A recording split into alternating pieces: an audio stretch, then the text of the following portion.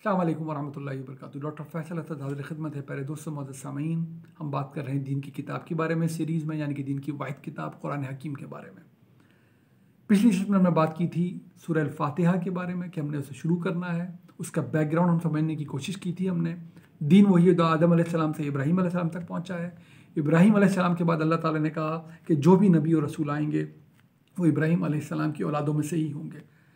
इब्राहीम अलैहिस्सलाम को जब इमामुन नास करार दिया गया तो उन्होंने एक दुआ मांगी अल्लाह सुब्हानहू व तआला से। अल्लाह ने कुरान में हमें सुनाई है, रब्बना वबअस फ़ीहिम रसूलन मिनहुम यतलू अलैहिम आयातिका व युअल्लिमुहुमुल किताब वल हिकमा व युज़क्कीहिम इन्नका अंतल अज़ीज़ुल हकीम। या अल्लाह, इतनी बड़ी जिम्मेदारी, इतना बड़ा ओहदा, इतना बड़ा नाम और मकाम, वो बहुत ही, आप जानते हैं पूरे कुरान में उनकी हमें सरगुज़िश मिलती है। इब्राहीम अलैहिस्सलाम की क्या किरदार थे माशाअल्लाह। अपने आप को जब अल्लाह के सामने उन्होंने सर तस्लीम खम किया है तो इस दर्जे पे ले गए हैं कि अल्लाह ताला ने कहा कि इमामुन्नास अब इब्राहीम अलैहिस्सलाम, अब नबी और रसूल भी मुतफर्रिक नहीं आएंगे, जो भी आएगा मुनादी करने वाला इब्राहीम की औलादों में से आएगा। दुआ उन्होंने क्या मांगी? अगर ऐसा ही है, क्योंकि जिम्मेदारी समझ रहे थे, मामले की नज़ाकत को समझ रहे थे, अल्लाह ताला पहले ही कह चुका था कि तुम्हारी औलादों में से भी देखूंगा अमल ही, जो अच्छे अमाल वाले होंगे अच्छा ही उनके लिए है, जो अच्छे अमाल वाले नहीं होंगे उनको उनका बदला वैसे ही मिलेगा। ये दीन ही बदलों का दीन है। अल्लाह ताला तो कायम बिलक़िस्त है। वो अम्बिया को ख़ुद, अम्बिया के अजीज़ व अक़ारिब को, अम्बिया के मानने वालों को, अम्बिया की औलादों के बारे में कह रहा है कि तुम्हारे अमाल देखने हैं। तो फिर हम लोग अपना फ़ैसला करें और सोचें इस आईने में हम किस गलत फहमी में मुब्तला तो नहीं हैं। दुआ मांगी उन्होंने कि अल्लाह ताला फिर इनमें से ही नबूवत अता करना, बेअसत अता करना, एक ऐसा रसूल इनमें से ही उठाना जो कि न सिर्फ ये कि तेरी आयात उनको सुनाएगा, तेरी हिदायत इन तक पहुँचाएगा जो अपने अंदर रखती होंगी, कानून भी, हिकमत भी, और उनके ज़रिए इनका तज़किया करेगा। और तू बहुत ही कुदरत वाला है, बहुत ही हिकमत वाला है, तू सब कुछ कर सकता है। ये दुआ उन्होंने मांगी। इस दुआ की तकमील हुई इब्राहीम अलैहिस्सलाम की औलाद की दूसरी शाख में से। पहली शाख इसहाक़ अलैहिस्सलाम से आगे चली, पैदर पे अंबिया आते रहे, मूसा अलैहिस्सलाम, ईसा अलैहिस्सलाम उस शाख के आखिरी नबी और रसूल। दूसरी शाख में से इस्माईल अलैहिस्सलाम की औलाद में से एक ही नबी भेजे गए, उनके बाद अल्लाह के आखिरी नबी, दीन के आखिरी नबी, रहती दुनिया तक हमारे नबी सल्लल्लाहु अलैहि वसल्लम। दुआ पूरी हो गई। अल्लाह ताला ने बाद में उनकी बेअसत का मकसद भी यही बताया। उसी दुआ को अल्लाह ताला ने कहा कि ये इस नबी का मकसद और मनसब है, ये करने के लिए हमने अपना नबी तुम्हें भेज दिया है।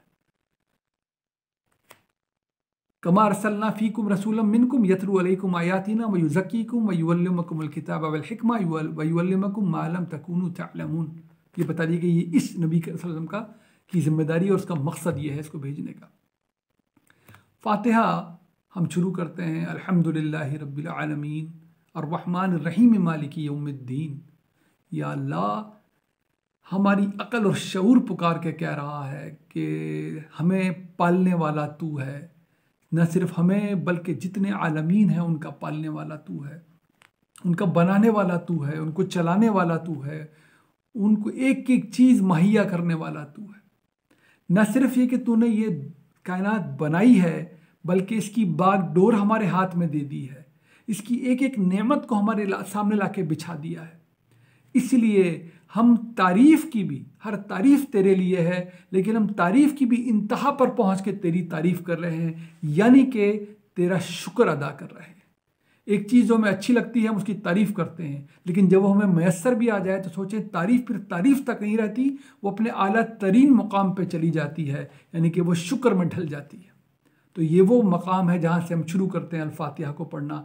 या अल्लाह, तमाम तर तारीफ़ें तेरी हैं, और कितनी तारीफ़, हम तेरा शुक्र अदा कर रहे हैं रब्बुल आलमीन, ए आलमीन को पालने वाले।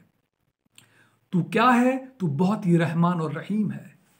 तूने सिर्फ जोश रहमत में आकर ये आलमीन तख्लीक नहीं किए, ये दुनिया और आसमान नहीं बनाए, ये जन्नतें और समावात नहीं बनाए, तूने इनको इसी रहमदिली से जारी रखा हुआ है, यानी कि तू रहीम भी है। तो वो रहमान भी है, रहीम भी। अर्रहमान रहीम, न सिर्फ ये कि उसकी रहमत में जोश है, न सिर्फ ये कि वो सब कुछ, इतनी गूनागून चीज़ें, पूरी दुनिया की नेमतों का आप जायज़ा लेके देख लें, न सिर्फ वो उसने हमारे तसर्रुफ़ में दे रखी हैं, बल्कि वो मुसलसल ये रहमत इसका मुज़ाहरा करते चला जा रहा है कब तक करता चला जाएगा मुजाहरा? ये वो मुजाहरा है उसकी रहमत का जो जब तक इंसान इस दुनिया में है वो जारी रहेगा और वहाँ रुकेगा नहीं। ये उसके बाद यौमुद्दीन में ढल जाएगा। वो अपनी रहमत को तकमील पहुँचाएगा अमाल के बदले देकर। वो मालिक यौमुद्दीन है, वो मालिक यौमुद्दीन है। और साथ ही हमें बता दिया कि ये मत समझना कि दुनिया बेगर्ज़ो गायत है, ये इख्तिताम को पहुँचेगी। वो दिन आएगा कि तुम सब दोबारा हाजिर किए जाओगे और तुम्हारे अमाल के बदले तुम्हें दिए जाएंगे। ये हमारा इदराक है जो हमारे अंदर से फूट रहा है। इस पूरी तारीख के बैकग्राउंड में खड़े होकर या अल्लाह हमें मालूम है, हमारा शऊर पुकार के कह रहा है कि जब डिज़ाइन हमारी समझ में आ गया है तो कोई डिज़ाइनर है और वो तू है और वो तू तन्हा है और तू हमें दे रहा है।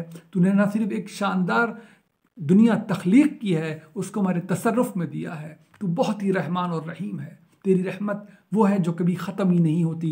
ये रहमत इस दुनिया में ख़त्म नहीं होगी, ये दुनिया के बाद भी जारी रहेगी। यौमुद्दीन बर्पा हो जाएगा। इस रहमत का तकाजा है कि बेगर्ज़ो गायत कोई चीज़ ना हो। इस रहमत का तकाजा है कि जो जो अमल करे उसको उसका बदला मुकम्मल मिल जाए। इस रहमत का तकाजा है कि अगर यौमुद्दीन इसमें से निकाल दिया जाए, अगर इस मंजरनामे से यौमुद्दीन को अलग कर दिया जाए तो फिर रहमत समझ में नहीं आ सकती। फिर ये तो समझ में आ सकता है कि किसी ने बनाई थी कोई चीज़ लेकिन बनाकर गाफिल हो गया, नाउज़ुबिल्लाह उससे। ऐसा बिल्कुल भी नहीं है। यौमुद्दीन बता रहा है, बदलों का दिन बता रहा है कि उसने इम्तहान तो लिया है लेकिन वो बहुत रहमान और रहीम है। उसने छोटे से इम्तहान के बदले हमेशा का बदला देने का वादा किया है।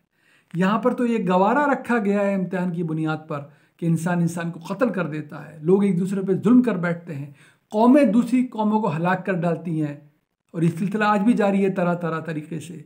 लेकिन ये हमेशा रहेगा नहीं, दुनिया की बिसात लपेटी जाएगी। वो रहमान है, वो इसको अपने मंतकी अंजाम तक पहुंचाएगा। वो यौमुद्दीन को बर्पा करेगा और अमाल के बदले देगा, क्योंकि वो बहुत ही रहीम है, वो बहुत ही रहमान है। उसकी रहमत रुक नहीं जाएगी, वो जारी और सारी रहेगी। इस छोटे से वक्फे में जिसको हम अपनी ज़िंदगी कहते हैं, जो पलक झपकते गुजरती है, हम सब जानते हैं, इसमें लिया गया इम्तिहान अगर हम इस पर हिदायत पे अमल करते रहे तो फिर ये हमेशा का बेहतरीन बदला बनेगा। हाँ, ये भी तय बात है, रहमत का ही ये तकादा है, जब वो दिन बर्पा किया जाएगा तो बुरे अमाल का फिर नतीजा वही निकलेगा जो बुरे अमाल का नतीजा निकलना चाहिए, क्योंकि यौमुद्दीन आएगा।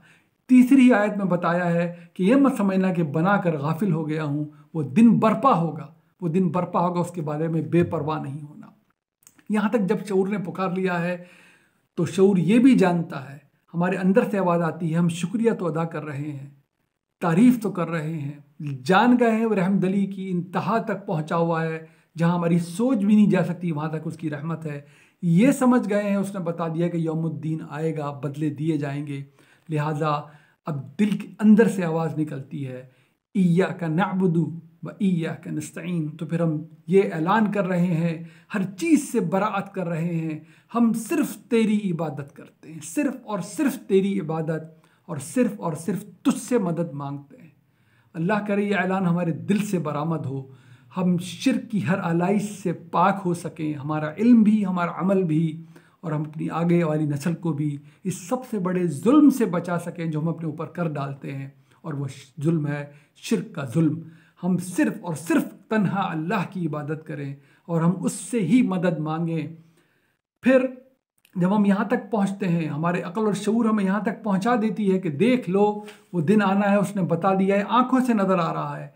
इनफरादी तौर पे तो उस दिन की शुरुआत हमें आँखों से नज़र आना शुरू हो जाती है जब हम देखते हैं कि हमारे प्यारों का इंतकाल हो जाता है, उनका दफ्तर बंद कर दिया जाता है उनके अमल का इस दुनिया में। अल्लाह ताला ने मौत को जमा करके हमें ये भी दिखा देता है, देखो कहाँ 25, 50, 100, 200, 1000 लोग एक साथ दुनिया से रुखसत हो गए। तो ये तो आंखों से नज़र आ रहा है कि ये दुनिया ख़त्म होगी। तो ये है सूरह फातिहा। अल्लाह ताला करे हम इसको इसी तरह समझ रहे हों, जब पढ़ते हों तो इससे बेपरवाह होकर इसको ना पढ़ें, हमारे दिल से ये दुआ निकले, इय्याका नअबुदु व इय्याका नस्तईन। जैसे ही हम यहाँ तक पहुँचते हैं तो हम पुकार उठते हैं इस पूरे शऊर के साथ कि अल्लाह ताला हमें पता चल गया है यौमुद्दीन आना है, और अगर हम सही अमाल लेकर नहीं आए तो बदले फिर सही कैसे मिलेंगे, अच्छे अमाल लेकर न आए तो फिर बदला अच्छा कैसे मिलेगा। लिहाजा तू ही हम पे मेहरबानी कर और हमें वो रास्ता भी बता दे जिस पे अमल करें हम और इनाम याफ्ता ठहर जाएं। इहदिनस सिरातल मुस्तकीम, या अल्लाह हमें वो सीधे रास्ता इनायत फरमा दे, वो सिरात मुस्तकीम इनायत फरमा दे। ये वो जगह है जहाँ पर हम सब ने ठहर के ये सोचना है कि ये दुआ कबूल कर ली गई। 14 सदियों से ज़्यादा गुजर गया, अल्लाह ताला ने जिस जगह खड़े होकर सूरह फातिहा को जारी किया है हमारी ज़बानों से, 2500 साल की तारीख़ है। उस पूरी कौम की तारीख़ हमारे सामने है, जिनको हिदायत मिली, जिन्होंने पे दर पे नबी और रसूल देखे, लेकिन उन्होंने जानबूझ के सरकशी इख्तियार की और बिल्कुल सरकशों में और गज़ब हासिल करने वालों में अपना शुमार करवा बैठे। ये तारीख़ मौजूद थी फातिहा से पहले, बनी इसराइल की पूरी तारीख़ इंसान के सामने थी। इसी तरह उनकी तारीख़ 570 साल की मौजूद थी, जो ईसा अलैहिस्सलाम के मानने वाले अपने आप को करार देते हैं। हिदायत उन तक पहुँची थी, लेकिन उन्होंने हिदायत को एक तरफ रखा, मुकम्मल नज़रअंदाज किया और दीन के नाम पर जाने क्या क्या क्या तरीक़े इख्तियार किए, अपने मुंह से उड़ाई हुई बातों के पीछे चल पड़े। किसी से सुनी, उसने नाम अपना जो भी रखा और उसके पीछे चल पड़े। बज़ाहिर कहते हैं कि दीन पे अमल करते हैं, लेकिन आज भी जो किताब में लिखा है उसको मानने तक तैयार नहीं है। किताब में से कोई बात सुनाई जाए तो उसको सुन के कहते हैं हाँ ये लिखा तो है, लेकिन, और उस लेकिन के बाद इतनी ज़्यादा उनके पास चीज़ें मौजूद हैं ज़बान से उड़ाई हुई, फलां की कही हुई, कि जो कुछ उनको किताब में हिदायत फरमाया गया है वो ना किसी को सुनाई देता है, ना दिखाई देता है, ना समझ में आता है। ये आईना है जो फातिहा हमारे सामने रख रही है।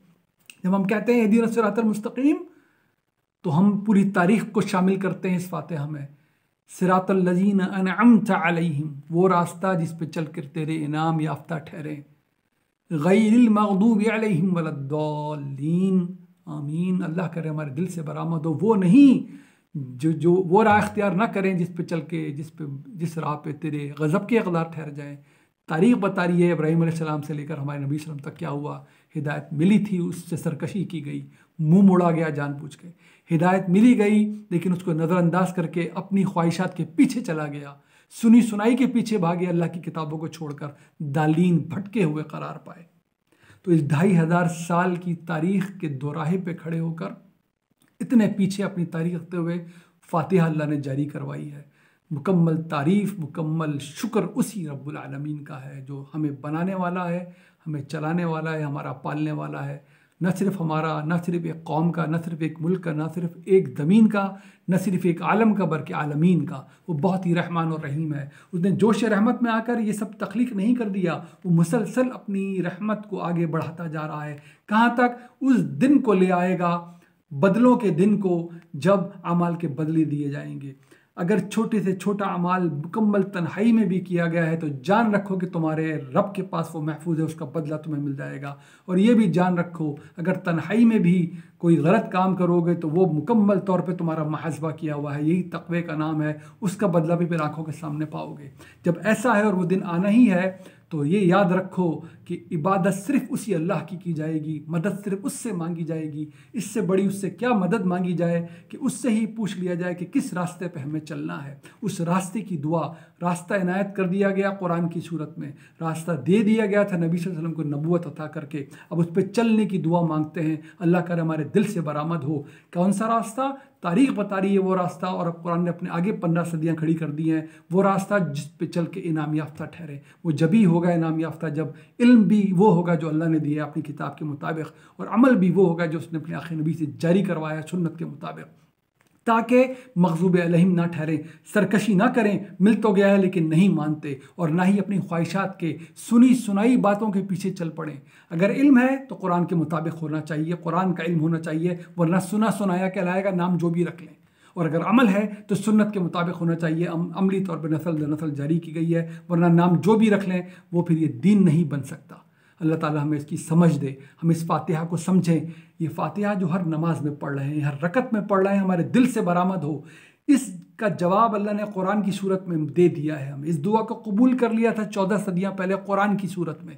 इसीलिए ये याद दिहानी के लिए कि दुआ कबूल कर ली गई है, हम फातिहा के साथ कुरान का कुछ हिस्सा मिलाते हैं ताकि जवाब हमारी समझ में आए। अल्लाह करे जवाब हमारी समझ में आए, जो कुछ पढ़ते हैं उसका मतलब हमें पता हो, खुद समझें, अपने अमल में लेकर आएँ। ये किताब अमल करने के लिए है। ये अंधा, गूंगा, बहरा, बन के इससे गुजर जाने के लिए, पै दर पे इसको ख़त्म करते रहने के लिए, इसके सफ़े पलटने के लिए और कुछ भी समझ में आने ना के लिए ये किताब नहीं है। ये किताब, अल्लाह का शुक्र है, मेहनत करने वाले साहिब इल्म मेहनत कर गए हैं, सबके घरों में तफासिर तर्जुमे मौजूद हैं। एक एक आयत को लेके आगे बढ़ें, समझने की कोशिश करें, बुनियादी पैगाम सब समझ सकते हैं। अल्लाह हमें तौफीक दे। दुआ में याद रखिए। अस्सलाम वालेकुम वरहमतुल्लाहि वबरकातुहू।